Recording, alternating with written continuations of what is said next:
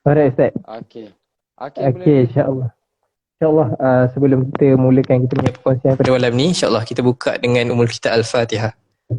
Auzubillahi minasyaitonir rajim. Bismillahirrahmanirrahim. Ista'in siratal mustaqim.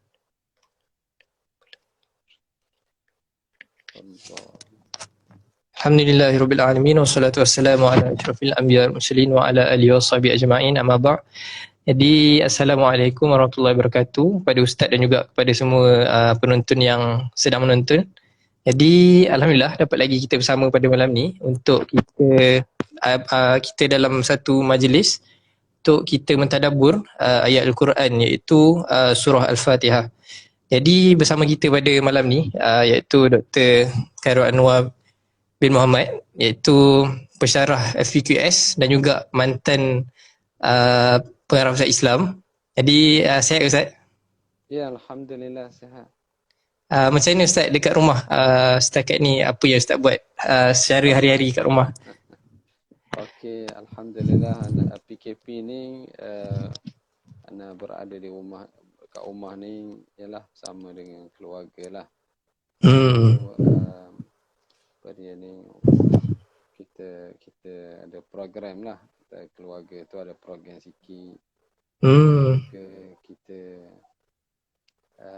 banyak juga saya, tapi untuk saya sendiri ni banyak juga kena buat samakan tesis macam tu. Betulkan assignment, artikel. Masih bekerja Ustaz macam biasa? Masih bekerja macam biasalah. Okey Ustaz. Jadi insyaAllah kita akan teruskan dengan tajuk kita pada malam ni, iaitu tingkat takwa dengan Al-Fatihah.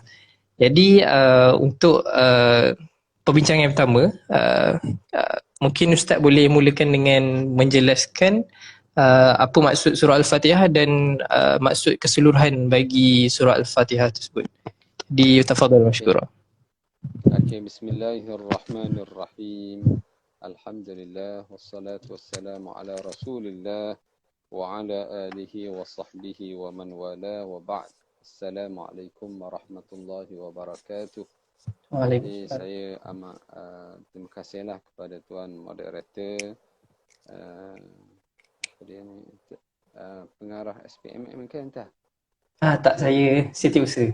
Setiausaha, okey, saya SPMM kerana jemput saya dalam program pada malam bulan Ramadan ini untuk mengisi slot tentang tazkirah ataupun satu slot lah tazkirah SPMM.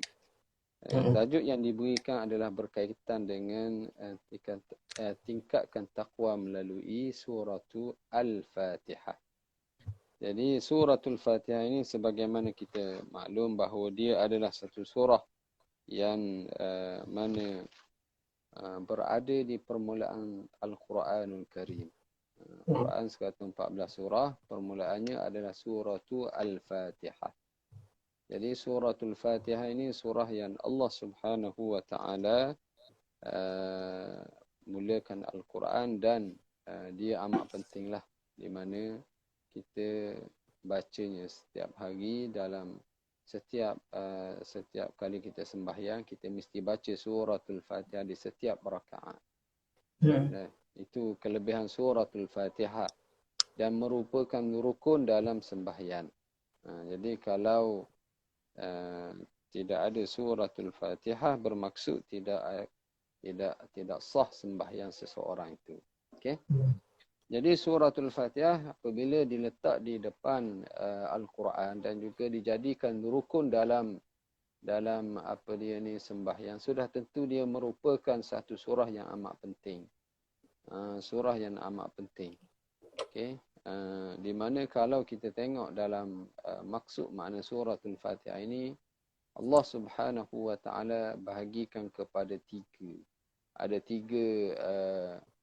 tiga tema lah kita kata, ataupun tiga tajuk utamanya. Yang pertama berkaitan tauhid kepada Allah Subhanahu wa taala, daripada bismillahirrahmanirrahim, alhamdulillahi rabbil alamin, Ar-Rahmanir Rahim Maliki Yaumiddin. Dengan nama Allah yang Maha Pemurah lagi Maha Pengasihani. Segala puji bagi Allah Ta'ala Tuhan sekalian alam yang Maha Pemurah lagi Maha Pengasihani, yang memiliki hari pembalasan ataupun hari akhirat. Kemudian yang kedua, masalah syariah. Tema syariah. Syariah ni maksudnya apa? Perundangan beribadah kepada Allah Ta'ala. Iyyaka na'budu wa iyyaka nasta'in. Akan Dikau ya Allah kami menyembah dan akan Dikau lah kami meminta pertolongan. Jadi ibadah kepada Allah Ta'ala, kami beribadah kepada Engkau ya Allah. Semualah syariah perundangan. Daripada sembahyang, puasa, zakat, haji, lakukan kebaikan, amal ma'ruf, nahi munkar dan semua benda lah. Okey, kat situ berdoa kepada Allah Ta'ala, ibadah. Okey, semuanya ada kat situ. Iyyaka na'budu wa iyyaka nasta'in. Dan last sekali adalah tentang ihdinas siratal mustaqim. Siratal ladzina an'amta 'alaihim ghairil maghdubi 'alaihim waladdallin. Yang ini adalah berkaitan dengan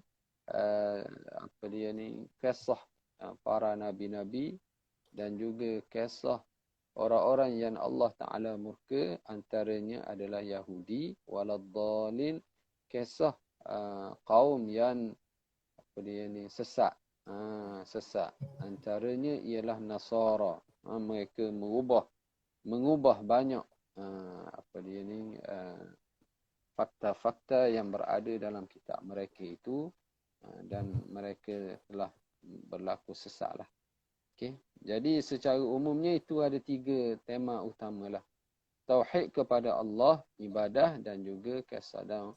Itulah sebenarnya kandungan Al-Quran. Dalam Al-Quran, kalau tengok daripada awal Al-Quran sampai habis Al-Quran, memang tak lari daripada 3 tema utama ini.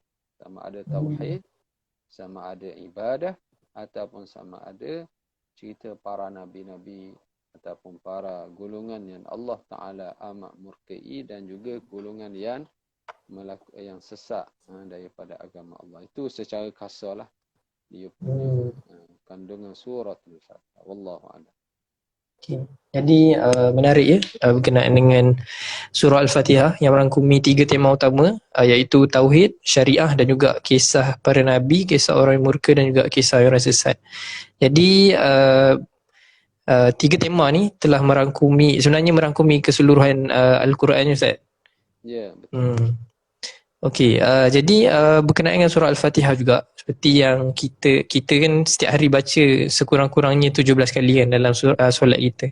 Jadi apa sebenarnya kepentingan untuk kita memahami surah Al-Fatihah tu sendiri, dan adakah dia berperanan untuk meningkatkan ketakwaan kita dalam diri kita secara individu?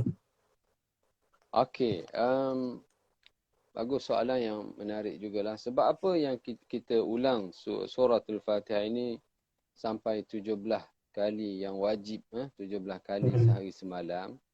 Dan setiap orang lah kena betul bacaan surah Al-Fatihah ini. Sampai sebab yang pertamanya dalam kita menjalani kehidupan harian ini, kita mestilah hidup dengan tauhid kepada Allah. Akidah kita itu akidah yang betul. Akidah yang mesti kita mengesakan Allah Subhanahu wa Ta'ala. Allah Ta'ala kata dalam Al-Quran, Ya ayyuhalladzina amanu dhkurullaha dhikran kathira wasabbihuhu bukratan wa asila.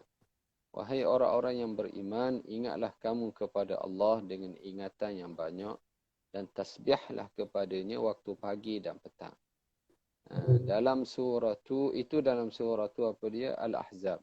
Dalam suratul Insan, Allah Ta'ala kata apa? Wa minal layli fa inna nahnu nazzalna 'alaika al-Qur'ana tanzila fasbir li hukmi rabbika wa wadhkur isma rabbika bukratan wa asila. Yang ini ke Allah Ta'ala kata wasabbihuhu bukratan wa asila. Ada Allah Ta'ala kata wadhkurisma rabbika bukratan wa asila. Maka hendaklah kamu mengingati nama Tuhan kamu waktu pagi dan juga waktu petang. Jadi ingat kepada Allah dalam kehidupan adalah satu perkara yang utamalah, utama. Okey. Dan membaca Al-Quran ini antaranya suratul Fatihah. Sebenarnya apabila seseorang membaca suratul Fatihah, bukan sahaja dia membaca daripada mulutnya begitu sahaja. Ini kita kena faham. Al-Imam Al-Ghazali dia pesan kepada kita apabila nak baca Al-Quran, al-lisanu yurattil. Lidah ni dia membaca. Wal-aqlu yufassir. Akal pula dia mentafsirkan, memahami. Kemudian wal qalbu yatta'iz. Hati ni pula dia mesti mengambil pengajaran. Ini tiga perkara yang utama. Jadi dia bukan hanya sekadar kita panggil apa meniti di atas lidah dan bibir sahaja Al-Quran. Tapi mestilah sampai ke hati. Mestilah sampai ke akal. Dia Quran ni dia masuk ke sini dan turun ke hati. Kita tak nak baca Al-Quran hanya di lidah sahaja tanpa sampai ke hati. Sehinggalah Rasulullah kata apa, ada sekumpulan manusia yang membaca Al-Quran la yujawizu hanajirahum. Dia tidak boleh melepasi kerongkongnya. Maknanya kat lidah saja, tidak sampai ke hati. Apabila tak sampai ke hati, Quran kita baca. Okey, yang itulah yang tidak boleh kita panggil apa? Tidak boleh memahami maksud Al-Quran, tidak boleh menjiwai. Itu feeling Al-Quran dia tak boleh menjiwai. Dia hanya membaca di sini sahaja. Itu dia. Jadi dalam semasa kita membaca suratul Fatihah dalam sembahyang, sebaik-baiknya ataupun saigianya lah, kalau bahasa lama kalau dia panggil saigianya, mestinya lah kita hadirkan maksud dan makna Al-Quran dalam jiwa kita. Itu dia. Jadi apabila kita menjiwai, kita menghadirkan maksud, segala puji bagimu ya Allah, Tuhan sekalian alam. Kamu yang maha pemurah ya Allah, kamu yang maha pengasihani ya Allah. Mengasihani seluruh umat manusia atau makhluk keseluruhannya di dunia dan juga di akhirat. Dan kamulah ya Allah memiliki hari pembalasan. Kerajaan Allah Ta'ala bukan hanya atas dunia. Manusia dia berkuasa atas dunia je. Dan dia berkuasa pula apabila ada tempoh sepenggar, dua penggar. Lepas tu tak ada lah. Tempoh dia tu ada kontrak dia setahun, 2 tahun. Lepas tu habis tempoh setahun, dia pun tidak dilantik, disambung. Tidak ada kuasa lagi baginya. Apa-apa kuasa pun manusia begitu. Tapi Allah Subhanahu wa Ta'ala kuasanya bukan hanya atas dunia dia berkuasa, tapi merentasi sampai hari akhirat. Itu kuasa Allah Ta'ala. Jadi apabila dia hadirkan maksud dan makna ini dalam jiwa dia, okey, dia akan rasa apa? Dia akan rasa betapa kerdilnya dia. Hamba dia ni kena faham bahawa dia adalah hamba yang mesti patuh dan taat kepada Allah Ta'ala. Yang mesti ikut perintah Allah Ta'ala. Itu maksudnya. Itu amat penting menghadirkan. Dan dia apabila baca iyyaka na'budu wa iyyaka nasta'in. Kat sini dia kena faham bahawa segala permintaan bukan kepada manusia. Sebab tu Rasulullah sallallahu alaihi wasallam dia berpesan kepada Ibnu Abbas radhiyallahu anhuma, dia kata apa, idza sta'anta fasta'in billah wa idza sa'alta fas'alillah. Kalau kamu meminta-mintalah kepada Allah. Kalau nak minta tolonglah dengan Allah. Jadi yang pertama sekali kita kembali kepada Allah Subhanahu wa Ta'ala dalam apa jua urusan kita. Adapun makhluk kita panggil dia sebagai asbab sahaja. Dia itu adalah asbab sahaja. Yang pentingnya kita minta tauhid, betulkan akidah kita. Cara yang tepat betul kita kata cara yang tepatnya ialah kita kembali semuanya kepada Allah Subhanahu wa taala. Itu maksudnya apa dia ni, kenapa kita membaca Al-Quran, suratul Fatihah ni banyak kali lah, sebab kandungan dia amat besar artinya kepada jiwa kita ini, kepada akal dan juga hati kita ini. InsyaAllah dengan kita tarbiyah sebegini, perubahan itu akan berlaku dah dalam kehidupan kita, insyaAllah. Wallahu a'lam. Baik. Terima kasih kepada Ustaz. Tadi kalau boleh kita tengok balik poin dia, apabila kita baca surah Al-Fatihah ni, kita secara tak langsung dia ada kena-mengena dengan tauhid, dan juga seperti yang Ustaz pesan tadi, bila kita membaca Al-Quran, lidah membaca, akal mentafsir, dan juga hati perlu mengambil pengajaran. Jadi supaya apa yang kita baca tu tidak sekadar menitir di bibir saja, jadi kita perlu membuka akal dan juga hati kita untuk kita memahami ayat Al-Quran tersebut. Baik, jadi mungkin untuk yang seterusnya, dalam Al-Fatihah juga ada yang menekankan berkenaan dengan harapan, bergantungan kepada Allah SWT, dan juga berkenaan dengan hari pembalasan. Jadi mungkin Ustaz boleh huraikan lagi bagaimana surah Al-Fatihah tu membentuk kita punya akidah. Okey. Dalam ayat apa dia ni, Maliki Yaumiddin, Allah Taala memiliki hari pembalasan. Okey. Jadi kita dalam rukun iman percaya kepada hari akhirat. Dia punya percaya kepada Allah, percaya kepada malaikat, kitab, rasul, hari akhirat, qada dan qadar semuanya datang diputuskan oleh Allah Subhanahu wa taala. Okey. Bagaimana kita nak menjiwai dan merasai beriman pada hari akhirat ni? Hari akhirat ni dia punya hari perkara yang akan datang.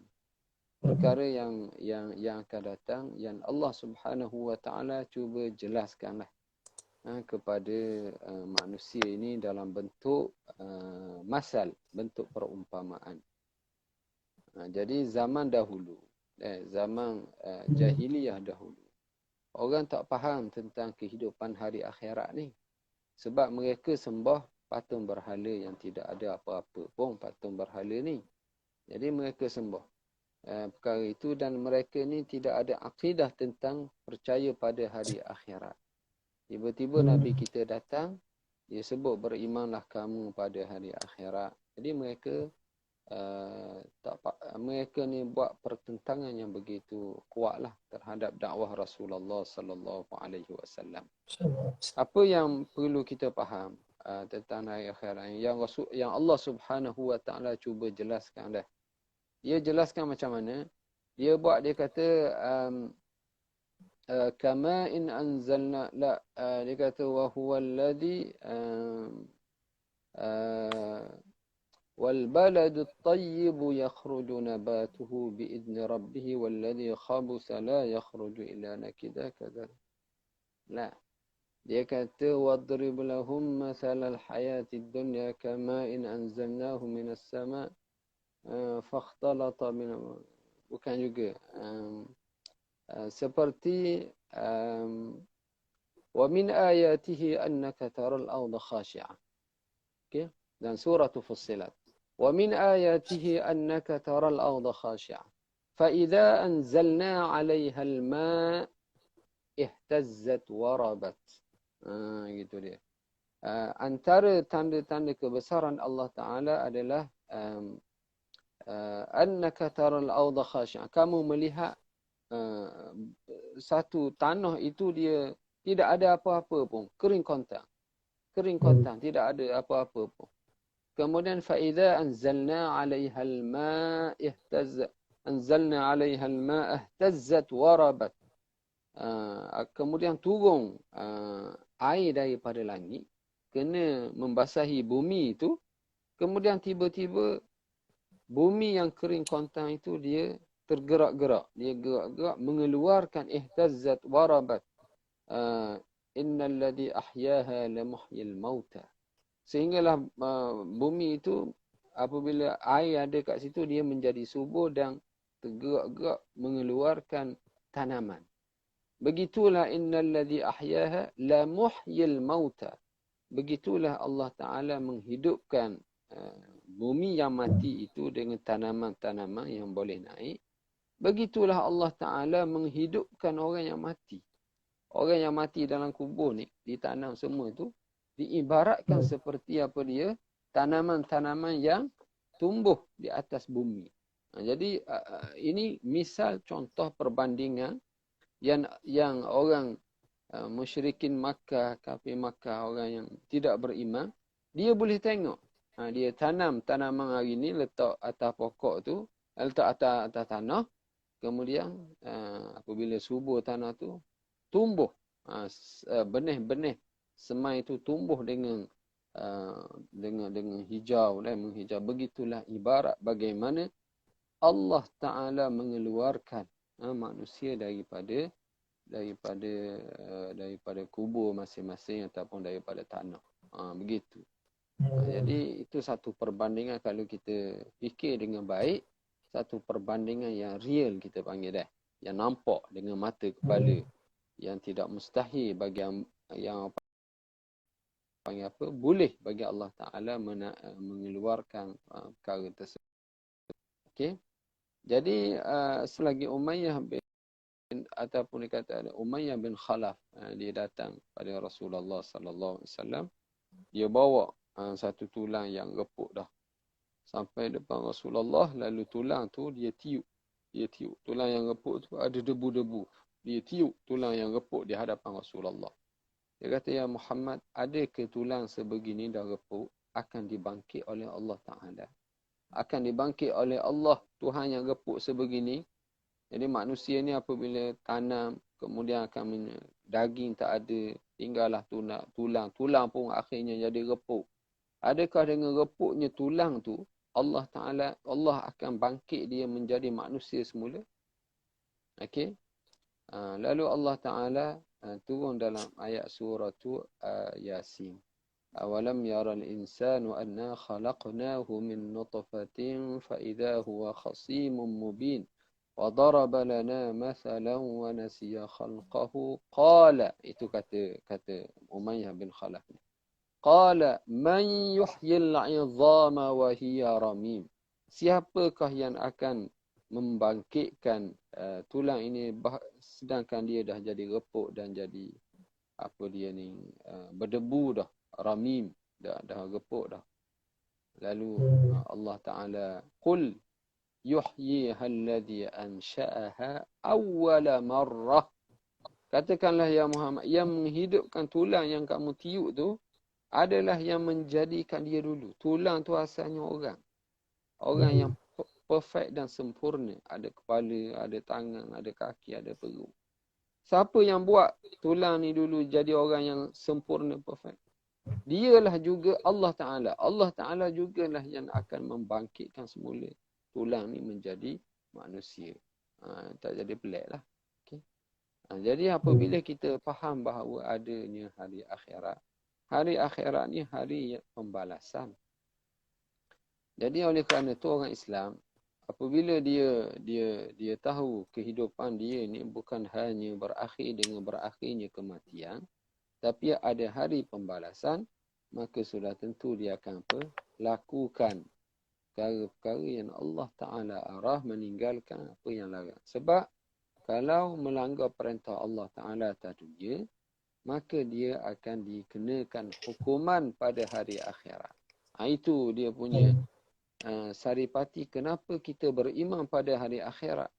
Kerana untuk mendidik kita menjadi hamba yang patuh taat kepada arahan Allah Subhanahu wa Ta'ala di atas dunia. Wallahu a'lam.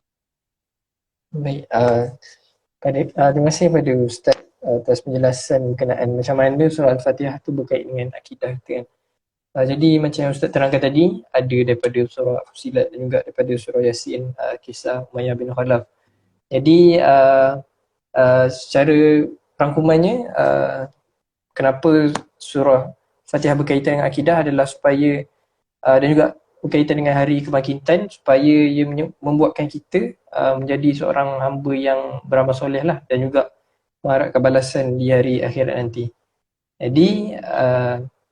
Jadi insyaAllah untuk seterusnya mungkin kami nak tanya sikit lah berkenaan dengan apakah amalan ataupun fadilat bagi surah Al-Fatihah ni. Ya. Jadi suratul Fatihah ini surah yang nama dia pun banyak. Kata Al-Imam Al-Qurtubi, suratul Fatihah ini mengandungi 12 nama. As-salah, dia nama dia As-salah.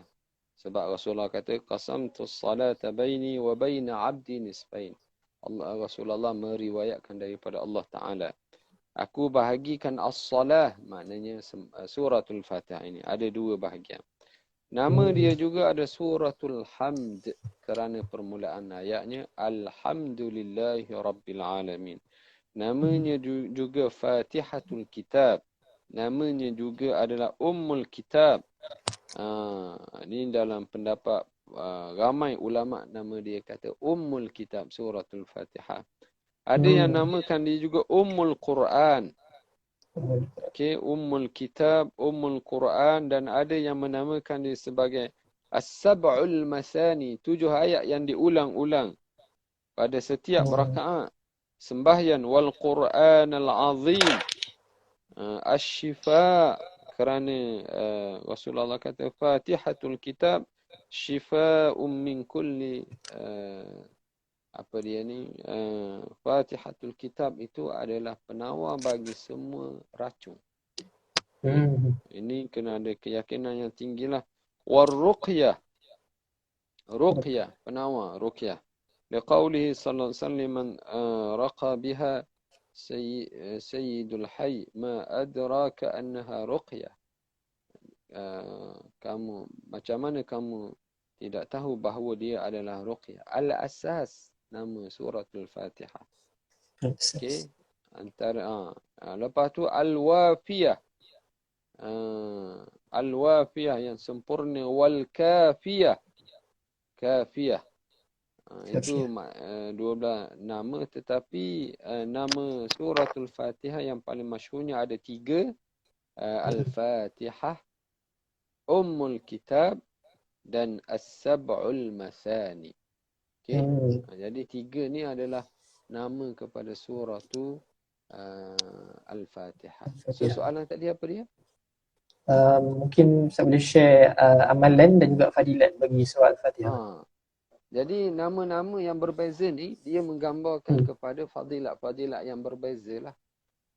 Fadilat dia suratul Fatihah ini antaranya dia adalah dengan izin Allah Ta'ala dapat menjadi penyembuh. Nabi SAW apabila dia menghadapi perkara-perkara yang penting, yang getir dalam kehidupan, perkara yang pertama sekali adalah sembahyang 2 rakaat. Allah Ta'ala kata, wasta'inu bis-sabri was-salah.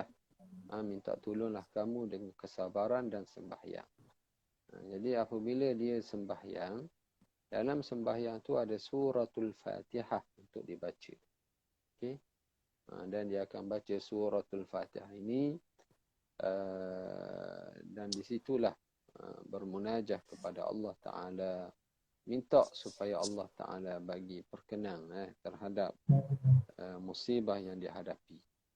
Jadi amat besarlah sebenarnya apabila kita sendiri pun apabila baca Quran. Allah Ta'ala kata alladzina amanu wa tatma'innu qulubuhum bi dzikrillah. Orang yang beriman hati mereka tenang dengan mengingati Allah. Ala bi dzikrillah tatma'innul qulub. Ketahuilah kamu dengan mengingati Allah hati menjadi tenang. Salah satu cara untuk menenangkan hati ni mengingat Allah Ta'ala adalah baca Quran. Jadi baca Quran ni kita kena buat satu wirid harian kita. Apa makna wirid? Wirid ni rutin. Kita buat setiap hari tu dianggap wirid. 5 lai sehari, 1 juzuk sehari, 3 lai sehari. Kita istiqamah dengan bacaan sebegitu. Al-Quran ni kita buat istiqamah setiap hari, setiap pagi ataupun petang malam ke. Jadi apabila kita buat macam tu, insya-Allah salah satu untuk mengingati Allah, dan salah satu tempatlah yang hati kita menjadi lebih tenang, insya-Allah. Wallahu a'lam.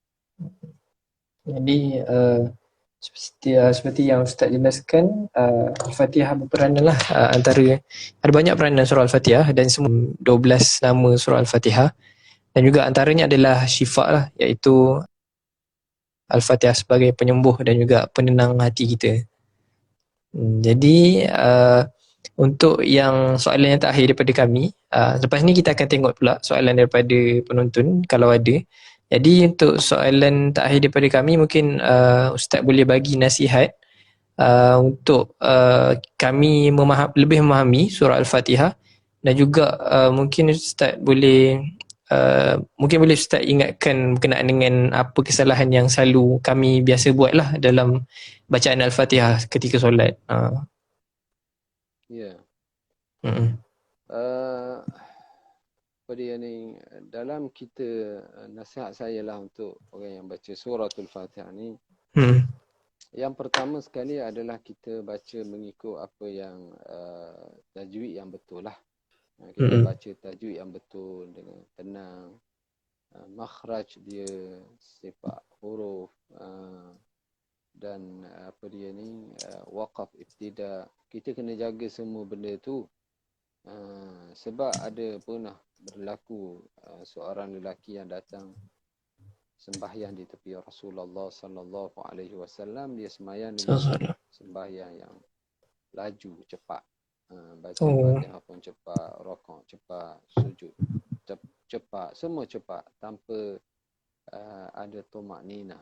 Jadi Rasulullah kata, irja' fasal fa innaka lam tusall, pergi sembahyang semula, kamu tak sembahyang lagi. Begitu juga kali kedua, sehingga kali ketiga Rasulullah kata, pergi sembahyang lagi. Lalu dia kata, ya Rasulullah, ajarlah kepadaku cara sembahyang yang betul. Lalu Rasulullah pun ajarlah, masa kamu berdiri dengan tenang, betul-betul berdiri, jangan bergerak. Kemudian kamu rokok dengan tenang, dengan ada tumakninah. Kamu i'tidal pun begitu, dengan tumakninah. Kamu sujud pun sujud dengan tenang, ada tumakninah. Jadi Rasulullah ajar satu persatu lah. Jadi yang pentingnya, rukun-rukun itu Rasulullah tegaskan ataupun tekankan supaya dilakukan dengan baik dan sempurna semasa sembahyang. Dan juga ada apa dia ni, bacaan. Kalau kita kata kalau berdiri dengan tenang, maksud baca suratul Fatihah pun, bacalah dengan bacaan yang jelas, yang baik, yang betul, yang tidak ada kesalahan dari sudut tajwid dan waqaf, ibtida, makhraj, sifat huruf itu panjang pendek, pada ma'arid lisukun, al-alamin, ar-rahim, ad-din, nasta'in, al-mustaqim, waladdallin. 7 tempat tu kita seragamkan kaedah berhenti dia. Kalau nak berhenti dengan 2 harakat semua. Nak berhenti 4 harakat semua. Nak berhenti 6 harakat semua. Sebab Imam Ibn al-Jazari kata, wal-lafzu fi nazirihi kamithli. Ini dalam bab hukum tajwid lah. Dia kena baca dengan bentuk yang sama semua. Jangan sekali 2, 4, 6, sekali 4, 2, 3. Tak ada. Dia baca dengan baik, dengan sempurna, insya-Allah. Jadi yang lain-lain lagi tu perlu istihdar al-makna. Maksudnya memahami dan feeling kita terhadap makna suratul Fatihah. Yang itu kena ada. Okey. Jangan kita baca macam saya kata tadi, dia tidak sampai ke hati, tapi pada lidah sahaja. Dia main kat situ aja. Tadabbur suratul Fatihah, dia tidak cuba tadabbur. Hatinya tidak boleh mengambil apa yang terbaik pengajaran tadabbur daripada suratul Fatihah. Itu kena ubahlah kepada yang lebih baik, insya-Allah. Wallahu a'lam. Baik. Jadi syukur kepada Ustaz atas pesanan tadi. Jadi perlu kita tekankanlah berkenaan dengan tajwid kita di dalam solat terutamanya, dan juga kita kena usaha untuk memahami sentiasa memahami surah Al-Fatihah supaya kita dapat sampaikannya ke hati. Jadi InsyaAllah itu sahaja soalan daripada kami. Jadi kalau contoh ada penonton yang nak tanya kepada Ustaz berkenaan dengan tadabbur surah Al-Fatihah, dipersilakanlah. Boleh tanya. Lepas tu Ustaz, ada yang tanya tadi, ada yang tanya berkenaan dengan ijazah surah Al-Fatihah dan juga ada yang minta untuk Ustaz ijazahkan dalam live ni. Taklah. Ijazah surah Fatihah ni ialah dia berlaku sebenarnya. Ini kita kena faham betul cara ijazah ni. Ijazah ni sebenarnya ijazah ni dia bersekali dengan sanak lah. Nah, sanak ni maksudnya dia ni ambil daripada guru dia, daripada guru sampailah kepada Rasulullah sallallahu alaihi wasallam. Saya tanya sahabat-sahabat sebelah tanah Arab. Ijazah ni biasanya digunakan kepada kampung-kampung pendalaman. Orang Arab yang duduk pendalaman, yang guru-guru tak pergi tempat dia, tidak ada kemudahan untuk guru pembelajaran secara lengkap. Jadi apabila seorang guru yang ada sanak bagus, dia pergi ziarah kampung-kampung ni, dia akan bagilah ijazah kepada kampung tu. Dia kata, okey, bacalah. Baca, A'udzubillahi minasyaitanirrajim. Bismillahirrahmanirrahim. Semua orang ikut satu-satu. Alhamdulillahi rabbil alamin. Semua ikut. Ar-Rahmanir-Rahim. Semua ikut. Sampai waladdallin. Semua ikut. Lepas tu dia kata, ajaztukum. Aku ijazahkan kepada kamu surah Al-Fatihah. Qulu qabilna. Kamu katalah aku telah terima. Itu biasanya lah dia buat macam tu tak. Jadi sebenarnya surah Fatihah ni macam tu lah. Dia ijazah dia ni selalunya digunakan untuk apabila ada seorang yang pemegang ijazah tu, dia pergi ziarah ke mana-mana tempat. Dan tempat tu pula dia tidak ada kemudahan pengajaran dia. Bagaimana kita, tempat kita ni, macam-macam kita boleh capai pengajaran kita. Pergi depan guru ataupun tengok internet, macam-macam kita boleh saluran tu begitu banyak. Jadi lalu diijazahkan. Itu salah satu cara lah. Saya kata salah satu cara ijazah suratul Fatihah. Walaupun begitu, kita tengok ada syekh-syekh yang besar datang ke tempat kita ni, dia pun buat macam tu. Dan apabila saya tengok kepada ijazah ni, bukanlah ijazah oleh kerana dia baca dalam bentuk ramai. Satu masjid, dia baca suratul Fatihah.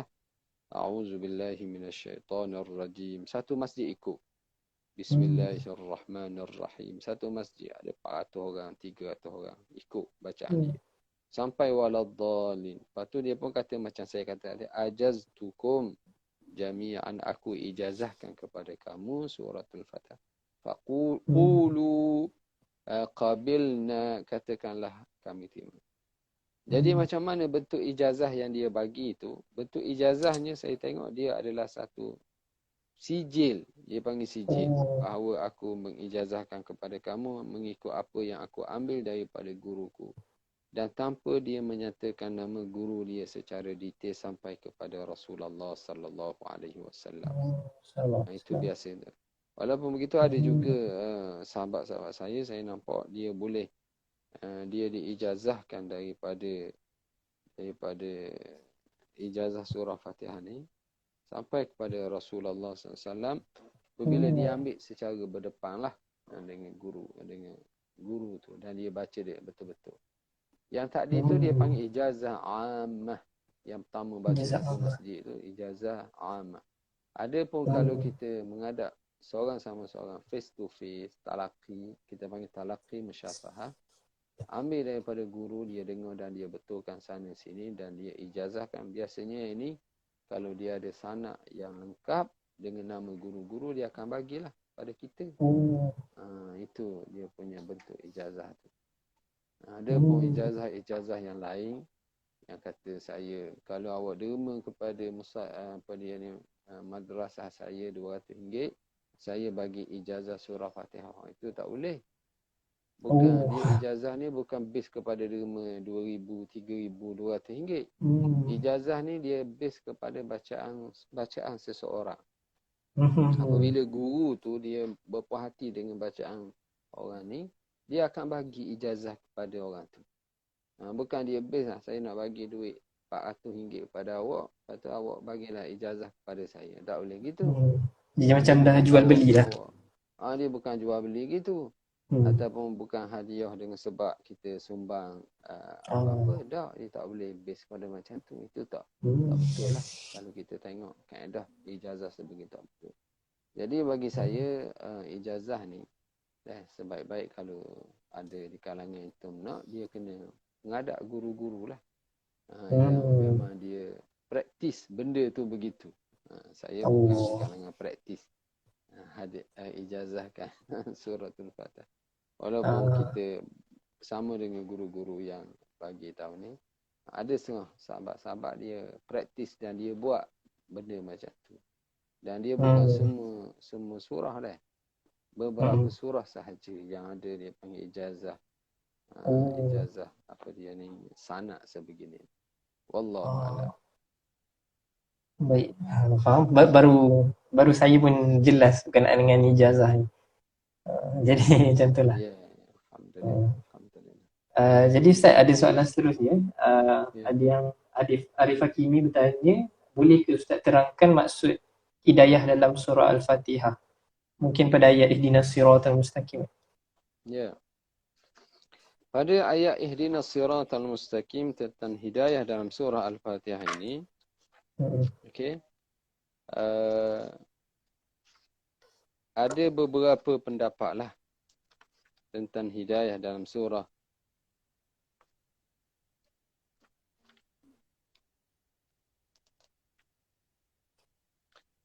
Hidayah sebenarnya kalau kita tengok Allah Subhanahu wa taala mengurniakan hidayah kepada manusia itu dengan beberapa hidayah untuk mencapai apa dia ni, kebahagiaan hidup. Yang pertama dipanggil hidayatul ilham al-fitri. Ini berlaku kepada budak-budak masa dilahir itu. Apabila dia nak berhajat kepada makan minum, dia akan menangis. Itu hidayah dia panggil. Tapi ilham fitri, semula jadi. Lapar saja menangis. Lapar saja menangis. Maknanya mak dia pun tahu, menangis anak aku ni memang nak susu. Nangis nak susu. Itu dia panggil hidayah ilham fitri. Yang kedua dia panggil hidayah al-hawas. Maknanya hidayah panca indera. Yang ini pula untuk menyempurnakan hidayah yang pertama tadi. Yang ketiga hidayatul aqli. Jadi manusia ini sebagaimana kita faham dia madaniyan bittaba'. Madaniyan bittaba'. Maksudnya manusia ini hidup memerlukan orang lain. Dia tak macam binatang. Binatang dia tak apa, dia ni tak ada taklif, tak ada manhaj kehidupan. Dia ni kalau tuan dia nak bagi makan, dia makan. Tuan dia nak guna untuk angkut barang, dia ikut saja. Tuan dia angkut barang. Ataupun tuan dia nak naik atas belakang dia pun bawalah tuan dia ke mana-mana. Ataupun tuan dia nak sembelih dia pun tak kisah. Itu satu binatang yang tidak ada dia tidak ada apa dia manhaj kehidupan. Dia hanya dia binatang yang tidak ada pilihan dia panggil. Dia hanya ikut apa yang orang suruh saja. Dan akhirnya orang nak sembelih dia pun dia mati begitu. Tapi manusia ini dia adalah madaniyan bittaba'. Dia hidup memerlukan rakan, memerlukan keluarga, anak, memerlukan kerja, memerlukan jiran tetangga, memerlukan masyarakat. Dia perlu benda itu. Dan dia ada benda yang boleh dia buat, ada benda yang dia tak boleh buat. Itu kehidupan manusia yang kita kena faham. Jadi Allah Ta'ala bagi hidayatul aqli. Akal ni berfikir macam mana nak hidup. Macam PKP ni kita duduk macam ni dah. Macam mana kita nak hidup? Biasanya boleh pergi dengan kuliah setiap malam dah. Apabila tak boleh pergi kuliah, kita pun buat secara online. Ini pun asal daripada akal kita, hidayatul aqli, untuk kita buat program-program ini. Itu hidayatul aqli. Yang keempat, hidayatul din. Hidayatul din ini hidayah yang tidak ada kesilapannya. Yang mana Allah Subhanahu wa taala menurunkan Al-Quran kepada Nabi kita Muhammad sallallahu alaihi wasallam, dan dia adalah zalikal kitabu la raiba fih hudan lil muttaqin. Demikianlah Alkitab yang tidak ada syak padanya, yang menjadi panduan kepada orang-orang yang bertakwa.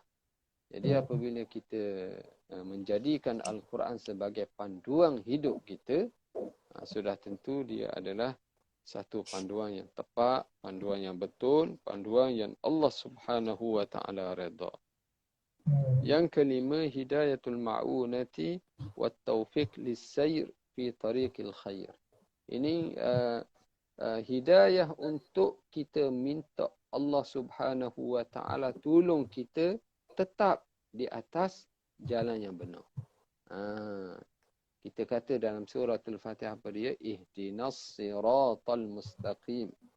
Bukan bermaksud kita minta Allah Ta'ala tunjuk jalan lurus ni, kita belum berada di atas jalan yang lurus. Setengah orang ada salah faham dah. Orang ajaran sesat, dia kata awak ni duk minta kebenaran, minta tunjuk jalan lurus, minta tunjuk. Macam awak ni tak masuk lagi atas lain dia tu, lain jalan lurus. Itu salah. Ini kita minta litasbit.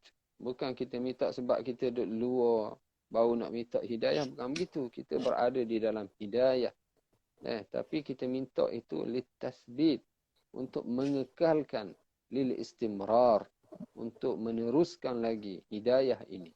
Itu kita mohon sama pada Allah Ta'ala tu. Ihdinas siratal mustaqim. Ihdinas siratal mustaqim. Itu maksudnya. Jadi hidayah dalam suratul Fatihah ini adalah hidayah untuk kita mohon supaya Allah Ta'ala bantu kita melakukan ibadah kepada-Nya. Wallahu a'lam. Baik. Jadi diharap saudara Arifin menjelaskan berkenaan dengan maksud hidayah di dalam surah Al-Fatihah. Baik, kita ada soalan lagi. Mungkin soalan terakhir, kalau tak ada soalan lagi lepas ni. Salam Ustaz. Saya nak tanya, seperti mana kita tahu surah Al-Fatihah ada 7 ayat dan ia bermula dengan ayat Bismillahirrahmanirrahim. Apa kelebihan ayat ini memandangkan kita baca ia pada permulaan surah yang lain juga? Ayat Bismillahirrahmanirrahim. Ya, Bismillahirrahmanirrahim, dengan nama Allah yang Maha Pemurah lagi Maha Pengasihani. Okey.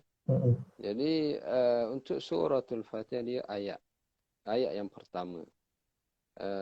Ayat kedua Alhamdulillahirabbil alamin, ayat terakhir itulah siratal ladzina an'amta 'alaihim ghairil maghdubi 'alaihim waladdallin. Itu ayat terakhir. Adapun basmalah Bismillahirrahmanirrahim di awal surah-surah yang lain, dia adalah fasilah baina surataini, pemisah antara dua surah. Dan dia adalah pembuka kepada surah yang baharu. Dia bukan ayat pun. Dia hanya fasilah untuk memisahkan surah yang pertama dengan surah yang kedua. Contohnya lah, macam suratul Fatihah dengan suratul Baqarah. Suratul Baqarah Bismillahirrahmanirrahim. Bukan lagi ayat Alif Lam Mim, ayat yang pertama. Zalikal kitabul la raiba fihi, itu ayat berikutnya lah. Begitu juga dengan Qul huwallahu ahad Bismillahirrahmanirrahim, bukan ayat pertama. Qul huwallahu ahad, ayat yang pertama. Allahus samad, ayat yang kedua. Begitu dia. Okey. Jadi basmalah ni dengan nama Allah yang Maha Pemurah lagi Maha Pengasihani.